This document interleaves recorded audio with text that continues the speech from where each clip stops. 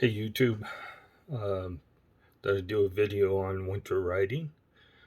Uh, I personally haven't been out this winter. It's snowing out there right now, matter of fact, a little bit. Um, Things to keep in mind. The snow and the rain aren't going to bother the bike as much as most people would think. Uh, but it does require some extra maintenance. So before you ride, the chain needs to be lubed, and I recommend a wax-based lubricant. You need to clean your chain first, and that's easy to do. Just a degreaser, brake clean maybe on a rag, and just wipe the chain down. Uh, you're going to use a wax-based lubricant just for the simple reason it'll probably protect the chain a little better than oil. Because if you're riding in the rain, it's going to wash a lot of the oil right off. It's not going to stick all that great. Um, so, and uh, you can get that White Lightning. There's all kinds of them. You can go to a local parts store, I think, and pick up something that's wax based. I use White Lightning. That's my recommendation. It comes in a shake bottle. You can throw it in your pocket when you go for your ride or your panniers, and you always have it with you if the chain seems a little dry. Uh, Conditions: you want to stay out of snow that's deeper than the hub of your bicycle. I mean, simple for the reason for that is it's electric, and you don't want that ice uh, or snow touching the hub and melting and getting inside. Under normal conditions, I would say the rain is not going to get into the hub at all, uh, just because it won't. The fenders will do a good job of keeping the battery fairly dry, and it's gonna be the only place any water could get in is right around the keyhole, and I doubt very seriously it's gonna get into the battery. That's just a switch. With the key in it, there's not much room for water to get in there. And I've ridden in the rain. I've ridden in downpours and not had any problems out of the bike. One thing you're going to want to avoid is mud. The bike isn't sealed that well, and for my mountain bike days, uh, you spend 2 hours in mud and the bike gets caked. You take it to the car wash and wash it. Well, you can't do that with an electric bike.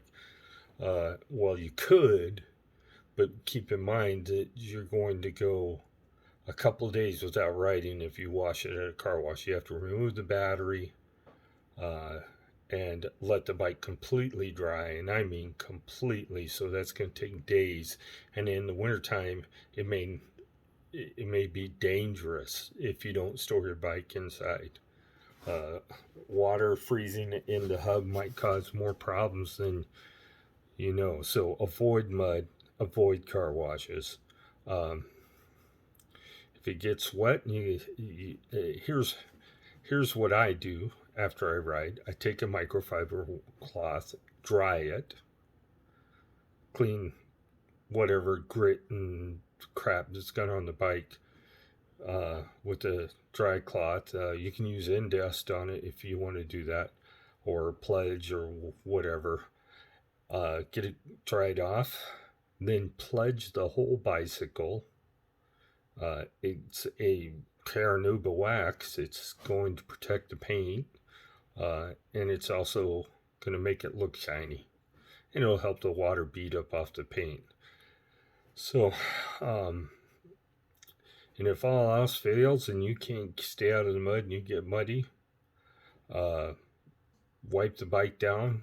If you have to, use a scrub bucket and a brush. Stay away from squirting water all over the darn thing.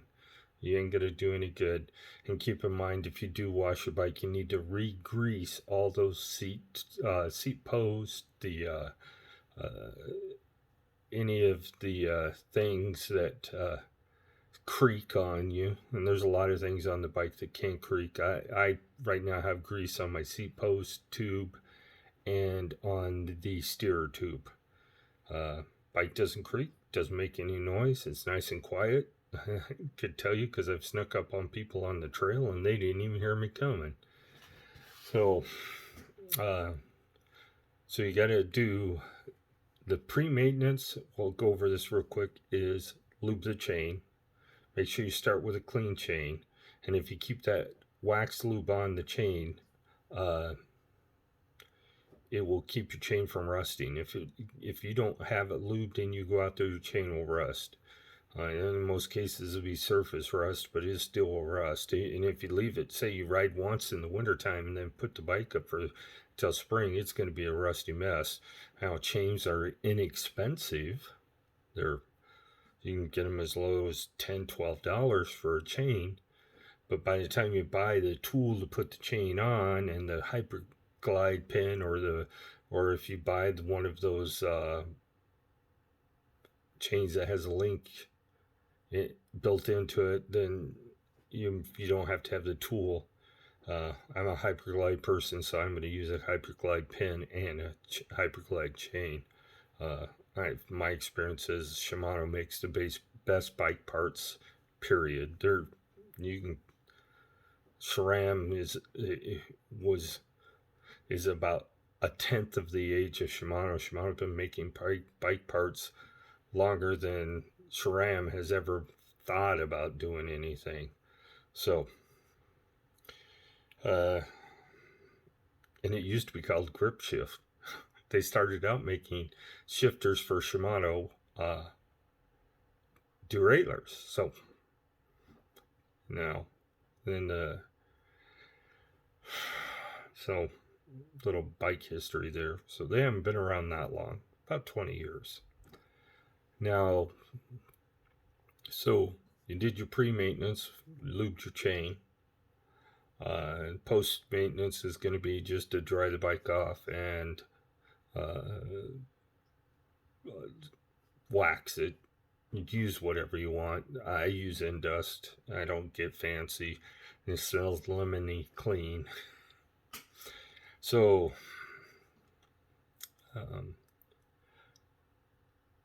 there's as far as bearings and stuff like that, the bottom bracket is sealed. The headset, I can't imagine you're going to get much in there, if anything. And the rear hub is not sealed well, but there ain't no I don't think, unless you ride through a river, that you got to worry about it.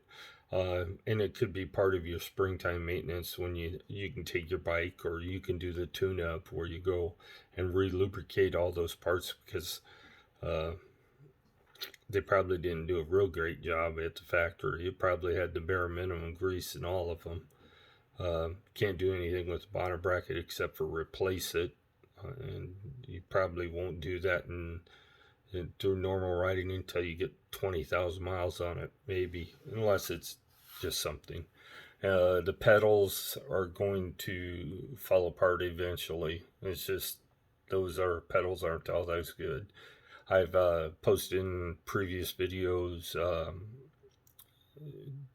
the pedals I put on my bike, and the ones I put on my bike are rebuildable, meaning I can tear them apart and clean the bearings and re-grease them and readjust them if I need to be. So they're serviceable. But the only real serviceable things that you have in your bike is the front hub, the back hub bearings, and the headset, which is where the fork goes through. Those are going to be your only really maintenance areas that you ever need to worry about.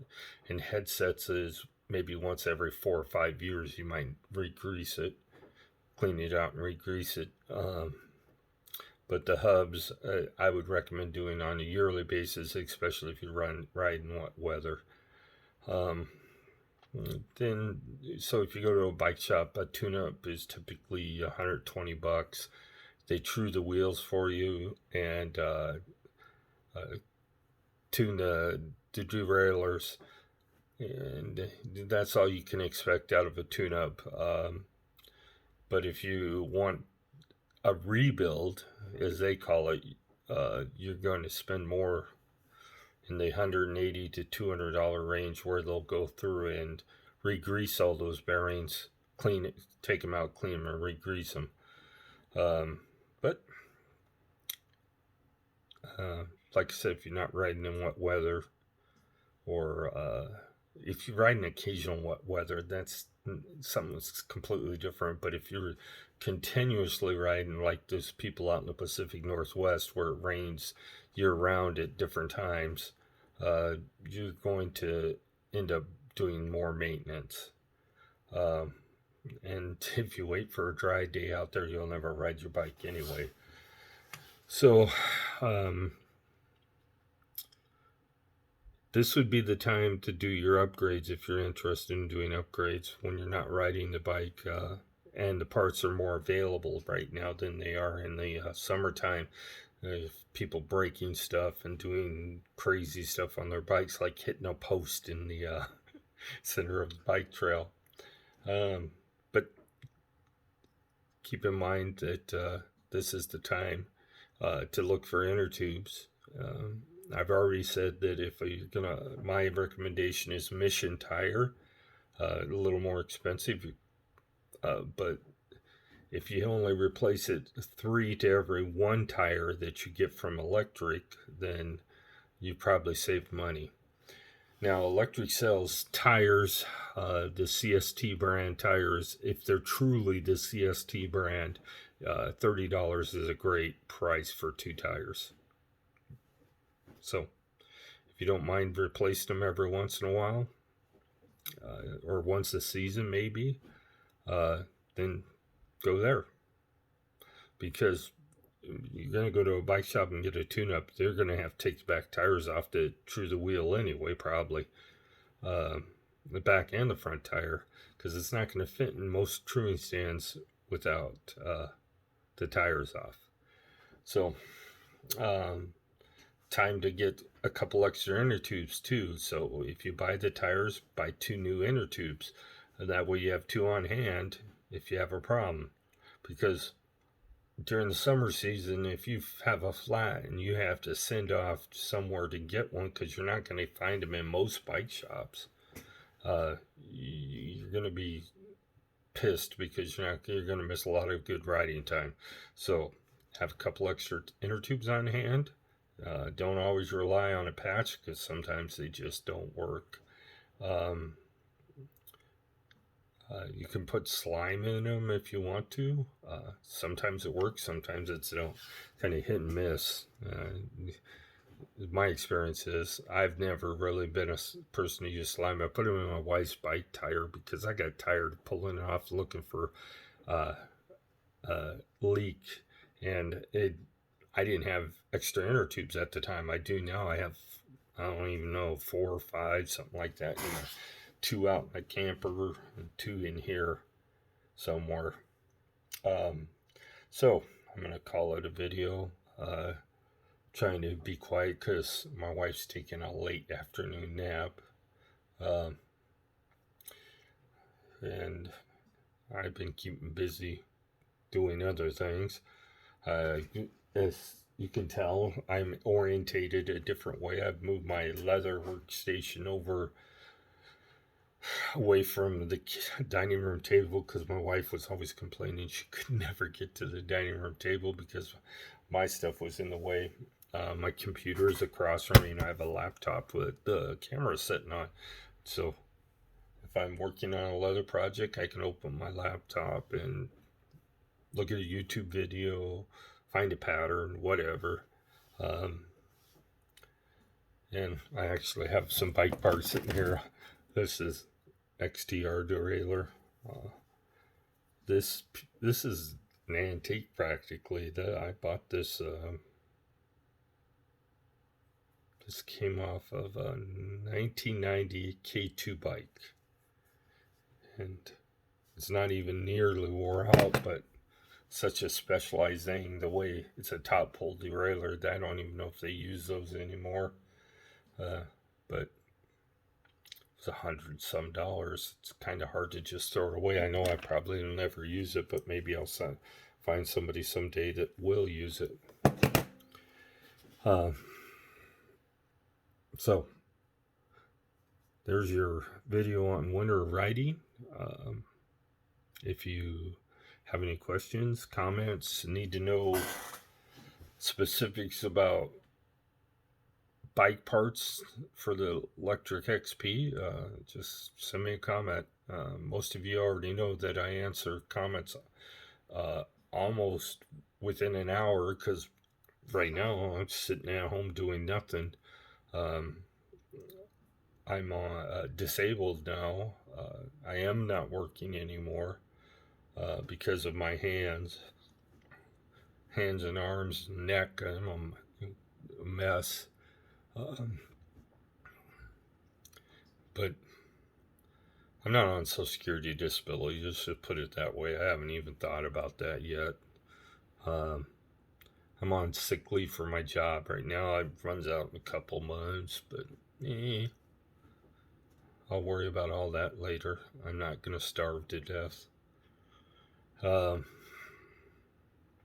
so, I hope you're all safe.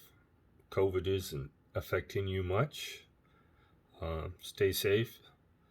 There's no better time than now to get into cycling.